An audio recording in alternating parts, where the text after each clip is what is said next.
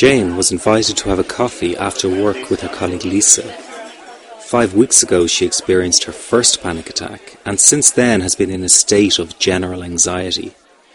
She feels anxious and uptight throughout the day and frequently fears the arrival of another panic attack. She has shied away from social events since her first panic attack. If we were to score her anxiety on a scale of 1 to 10, where 1 represents complete relaxation and 10 total panic, we can see that Jane's anxiety level is currently hovering around the 5 mark.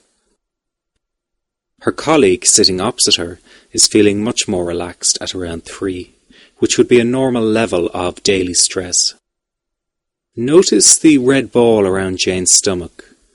This red ball signifies the general anxiety that Jane is feeling right now. She tries to follow the conversation with her colleague but cannot stop thinking about the anxiety and begins to feel more uncomfortable sitting in the busy cafe. She feels her unease grow stronger and thinks about excusing herself to go home early. Just as she has that thought, her heart suddenly skips a beat and starts pounding really hard. So hard that she can feel it beat in her throat. This is exactly what happened when she had a panic attack in the supermarket, and she reacts with fear to the sensation. What will she do if she has a panic attack here in front of her colleague? The fearful reaction she is having to the sensations sends another bolt of panic through her body. To her it feels as if an internal bomb has just been primed and is about to explode. This is very terrifying for her, and it just came out of nowhere, like the last time.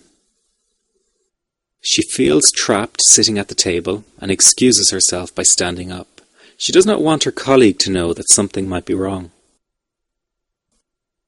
Each sensation she feels in her body causes a shock wave of panic to pass through her. Jane fears that the experience will intensify to the point of no return. She's reaching the climax of her panic attack, and it is a moment of sheer terror for her.